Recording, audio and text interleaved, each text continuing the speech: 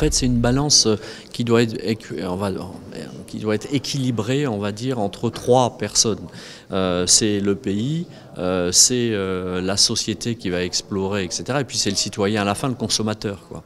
Et c'est les trois qui doivent être gagnants. S'il y en a un des trois qui ne gagne pas, de toute façon, c'est pas durable, non-sustainable, comme on dit, et donc il faut que les trois s'y retrouvent.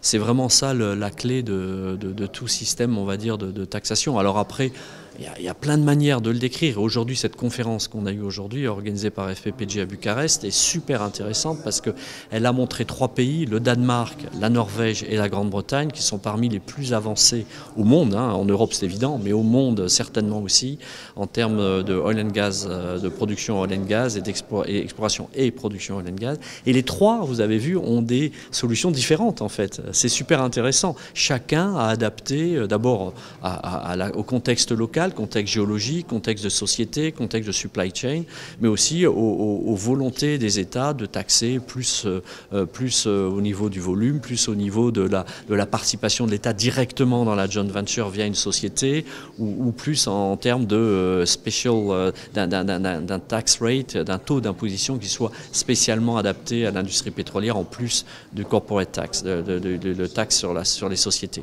Et je dirais, il ne faut pas oublier toujours que les taux d'application, les taux d'imposition de nos sociétés, les taux marginaux sont largement supérieurs aux taux de la corporate tax, de la taxe sur les sociétés, de l'impôt sur les sociétés.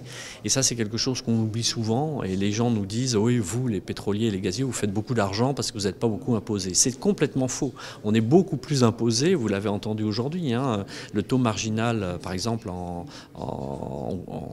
la dernière personne qui a parlé venait représenter la Norvège, et le taux marginal norvégien est à 78%. Donc 78% d'impôt, c'est énorme, quoi. C'est à peu près trois fois le taxe sur les sociétés. Donc il faut remettre tout ça dans le contexte et dire, comme l'a dit notre collègue de Grande-Bretagne, avant de tuer le chat, avant je dirais, de plumer le chat ou de plumer la bête, il faut en faire en sorte qu'elle reste en vie, quoi. Et c'est surtout ça l'objectif qu'il faut qu'on garde en tête, de manière à ce que, comme vous l'avez demandé au début de votre question, tout le monde soit gagnant, la société, l'État et le client et le consommateur final.